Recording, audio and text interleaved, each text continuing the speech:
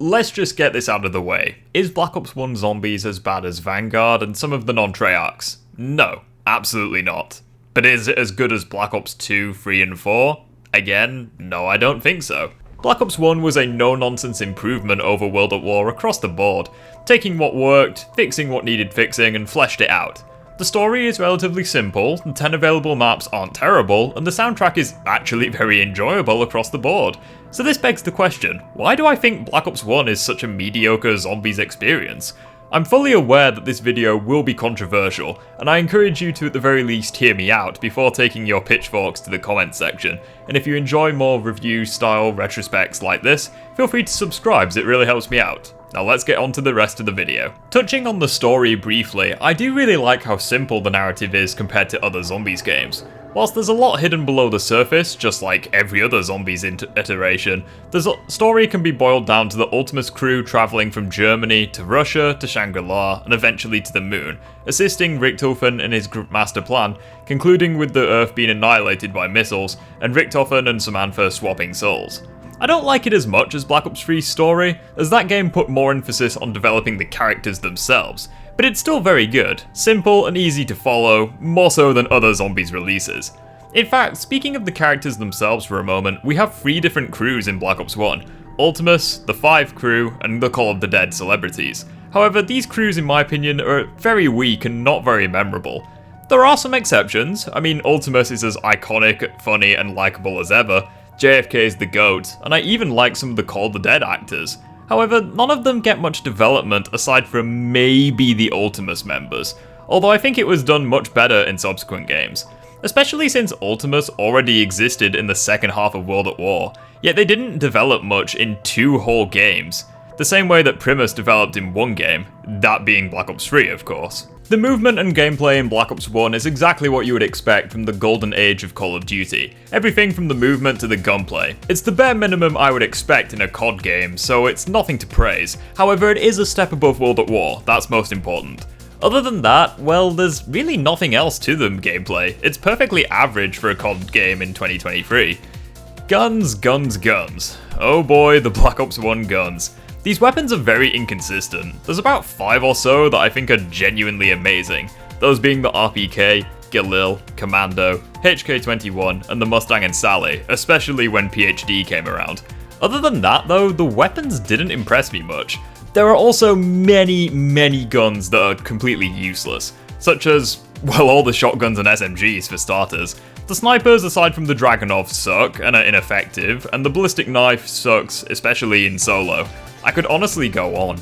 The point is, while yes, some guns are fantastic, the majority of them do underperform and are useless even before round 20 due to piss poor ammo reserves or stats or both. And I've heard a few arguments that defend these weapons, such as they sound better or feel more authentic, or Double Tap 2.0 carried other guns in future games or whatever. And I have to say, well, this argument just doesn't hold much weight. I'd rather have weapons that are fun to use, rather than historically accurate weapons. Black Ops 3 has fun to use guns, Black Ops 2 has fun to use guns, hell, even Infinite Warfare has fun to use guns. Black Ops 1 just doesn't have that as much, especially since COD has never been completely historically accurate, so it's more of a nitpick than anything else. Don't believe me? I would recommend these 11 videos from Marley 13, going over the inaccurate or reality-defying aspects in just the multiplayer alone in Call of Duty games, not even counting the zombies mode. Also, if Double Tap 2 really carried the guns, then why do we still have awful weapons in future games? And why do we still have a few weapons that sneak through the cracks and were legitimately good in Black Ops 1? Almost as if it isn't a good fucking argument. Double Tap 2.0 enhanced the weapons, but it didn't automatically make the worst weapons in each game better than the best that Black Ops 1 had to offer. So you can relax.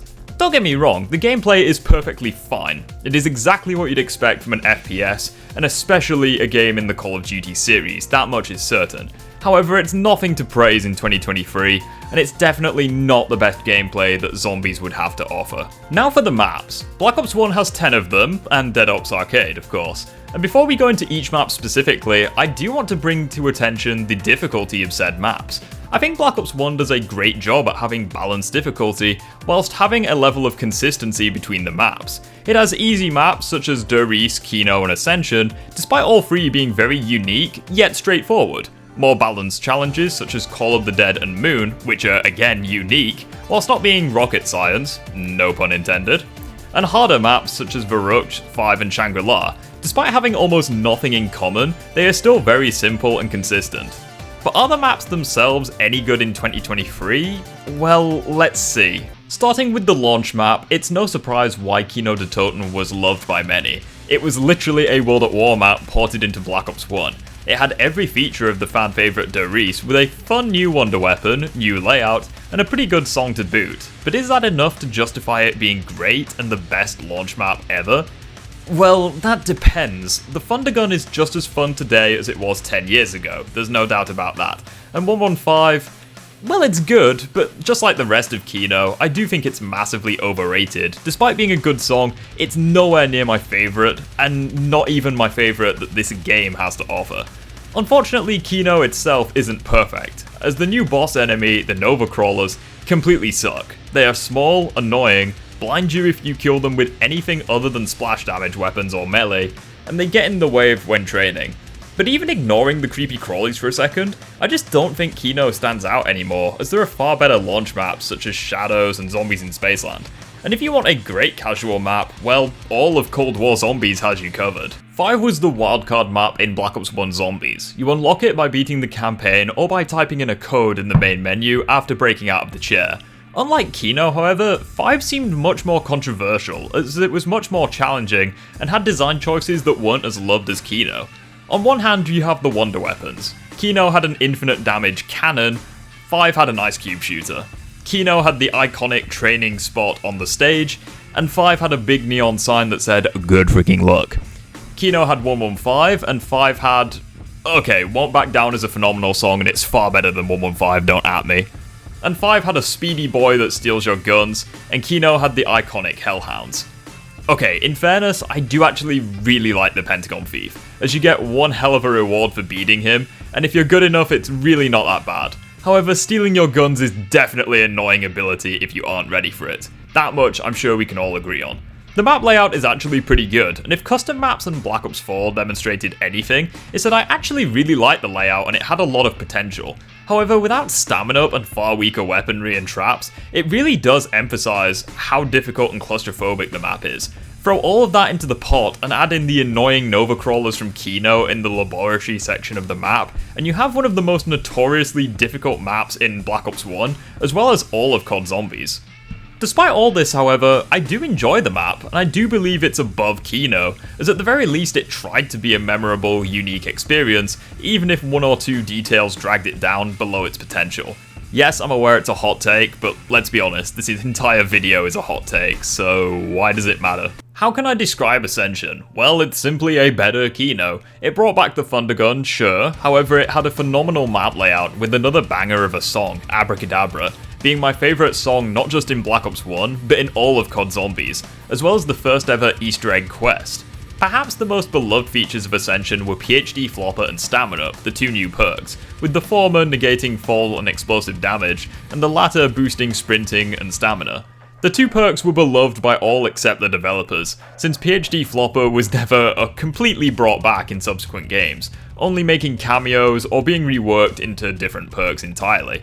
We also got the Gersh devices and Russian dolls, and whilst the dolls were basically just really strong grenades, the Gershes allowed you to literally suck the zombies into mini black holes, and you could use it to teleport yourself to a random part of the map, making it superior to the iconic monkey bombs and one of the most iconic pieces of equipment in all of Zombies.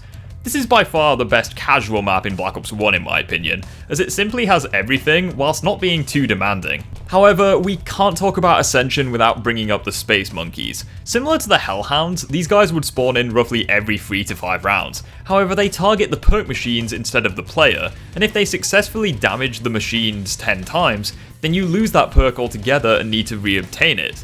Finishing the round grants you a max ammo, and successfully defending your perks grants you a free perk bottle in addition to the max ammo. Unsurprisingly, the community hated these so much that people believed that Kino was the superior map despite it being inferior in literally every other aspect. And whilst yes, Black Ops 3 did make the monkeys easier to deal with weapons like the Raygun Mark II and Double Pack-a-Punch, they were still little twats in the Black Ops 1 version, since not even the Thunder Gun is a reliable way to take them out. The Winter Wonderland known as Call of the Dead seems to be a controversial map in the modern day, as people seem to either suck it dry, be indifferent towards it, or dislike the map altogether, and I can totally see why. This map has a lot of great qualities, such as the open map layout, fantastic boss in George Romero, and an easter egg where you in fact play as a standalone crew, assisting the Ultimus crew in reaching Shangrila, in addition to bringing back the iconic Russian dolls and new perks from Ascension, whilst introducing the notorious Deadshot Daiquiri into zombies. However, at the same time, Call of the Dead has quite a few terrible qualities which bring down the map. For one, the aesthetics of Call of the Dead are genuinely amazing, but only sometimes, as a dense, frigid fog will descend on the map, making it, well, Transit 1.0, I suppose. And whilst yes, the developers did have to add this to compensate for the limitations of the hardware, in Black Ops 2 on the same platform, we would get Origins, which had multiple changes in the weather which actually contributes to the flow of the map, as it has to be snowing for you to obtain the Ice Staff, for example. But in Call of the Dead, it comes and goes similar to in D Machine, with no way of mitigating it. It's such a shame too, as without the fog, Call of the Dead is the second most gorgeous map in Black Ops 1 besides Shangri-La, and miles better looking than the first 3 maps in the game, that we've already discussed. And most of the upcoming maps in this video as well. Ah well, such a shame. Well, how about the new Wonder Weapons? Well, they straight up suck, let's be honest, with the Scavenger being a cool concept, being an explosive sniper rifle, however it lacks the damage and it drops off before even round 50. And the less we talk about the VR11, the better. Moving on to Shangri-La, and well, you're probably noticing a pattern here. Every map introduced in BO1 has good qualities and some pretty bad annoying aspects. For one, Shangri-La is gorgeous, with a bright and vibrant atmosphere, and a clear contrast to the dull, gloomy, somewhat scary aesthetics of the other 9 maps, in addition to boasting debatably the best wonder weapon in the game, being the baby gun, and debatably the best Easter egg in the game, being a massive step up compared to Call of the Dead and Ascension. Again, another hot take. However, on the other end of the spectrum, Shang does have some problems. The tight map layout honestly doesn't bother me too much, however what does piss me off is the traps, those being the mud trap and the spike trap, with the former being a gamble as to whether it takes you to where you want to go, and makes you move at a snail's pace if you run through the mud, and the latter potentially getting you cornered for a cheap down or just getting in your way. The boss enemies aren't as bad as they are obnoxious. Whilst cool concepts, they just weren't executed well. The Screamer zombie being a regular zombie, with a blinding gimmick similar to the Nova Crawlers, the Napalm zombie being slow yet capable of an insta-down under the right circumstances, and the monkeys which actively try steal your power-ups. There are redeeming qualities to these bosses, such as the Napalm zombie being used as a portable fire trap when you kill him, and the monkeys being able to cycle between the drops whilst they carry it, which can potentially get you unlimited max ammos and even perk bottles. But they just didn't feel very well, and the tight map layout just makes them feel so cheap. And now, the literal definition of good yet bad, Moon, the finale of Black Ops 1 Zombies. Getting the bad out of the way first for a change, the excavators being capable of killing you instantly or blocking off parts of the map without the player intervening is horseshit, especially as Black Ops 1 seems to be viewed as one of the best casual zombies games, yet this map will literally bend you over if you're a new player, similar to that of Infection from Exo Zombies. That coupled with the lack of sound when wearing the PES spacesuit to avoid suffocation in the vacuum only makes the issue worse. The boss enemies are literal cancer, I won't lie. Starting with the Cosmonaut, whilst he is easy to kill, he's also got one of the most bullshit gimmicks of any enemy in any Call of Duty Zombies game. Say that 10 times fast. If he grabs you, he randomly teleports you on 1 health and steals one of your perks, and God rest your soul if he takes Joke or Speed Cola. The other boss being the Nova Crawlers with a teleporting gimmick, automatically making them one of the most annoying versions of the Crawlers by default, and the Hellhounds return once again, however they're relegated only to Area 51 part of the map, without the creepy atmosphere or anything that made them fun to be honest. And yes, whilst the story elements and Easter egg cutscene of blowing up the Earth is top notch, unfortunately the Easter egg to reach that cutscene, it's a pain in the ass due to the RNG elements making it a nightmare to do if you're speedrunning or if you just have terrible box luck. However, Moon does have great elements too. The Wavegun Wonder Weapon is just a cooler Thunder Gun, being just as powerful but with a dual wield secondary ability being the Zap Guns, and it also introduced the fan favourite Mule Kick, with the DLC pack introducing the perk into every map in the game, which helps improve the other maps and slightly compensates for the poor weapon variety in Black Ops 1. The layout is also pretty good and appealing to any player, when the excavators are behaving themselves, and it also has my favourite area in the entire game being the Biodome, being fun to train in and being visually stunning, especially compared to the rest of the Moon portion of the map. However, I barely go back and replay this map, as the Black Ops 3 Chronicles version undeniably has my heart. I'll touch on the World at War remasters briefly, as I want to go more into detail when I eventually review World at War itself, so I really like how they give you the Black Ops 1 box weapons, but the World at War wall weapons, as it's the best of both worlds, and to be fair, I prefer the World at War I prefer the wall weapons in World at War anyways. So you get the best of both worlds, and the maps themselves, well, Nacht definitely benefited from Mule Kick and the Thunder Gun, however the atmosphere was lacking compared to the original, and with no Pack-a-Punch or perks, it was left to be nothing more than a lackluster survival map. Verrückt is better due to the perks, however the atmosphere was once again worse than the original, and the fact that this amazing map was disgraced with the Winter's Howl from 5 feels like a personal insult to me. Shinonuma just sucks. Without the cap of 24 zombies per round, the map loses what little charm and enjoyment it had, leaving a shallow husk of a survival map in its wake that just isn't fun. And Der Riese is a perfectly fine remaster, debatably better than the original, since the Wunderwaffe is actually usable as it no longer takes your jug. That coupled with Pack-a-Punch and the updated graphics and gameplay makes it by far the best of the remasters, it's not even a question. With all that being said, do I think that Black Ops 1 is worth playing in 2023? Well, for the zombies at least, no, not at all. Black Ops 3 brought back literally 8 of the 10 maps in BO1 and did them all better in my opinion, with massive graphical updates, silky smooth gameplay, faster, more satisfying movement, more perks, unique weapons for each map, in addition to the Gobblegums which adds more replayability.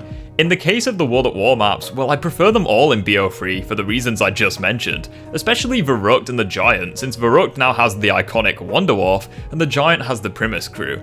The 4 other maps that Black Ops 1 introduced were also a massive step up, with Ascension and Moon being my favourites, as the monkeys were far less annoying and the Gobblegums helped to negate some of the RNG elements in the Moon Easter egg. That coupled with the amazing graphics makes Black Ops 3's version of Moon one of my favourite maps ever. 5 in my opinion is better in custom maps, but even if you don't include custom maps as a valid reason, well, BO4's classified plays better, has a stronger Winter's Howl, a shield and an Easter egg, even if the Easter egg sucks, and far more engaging high rounds.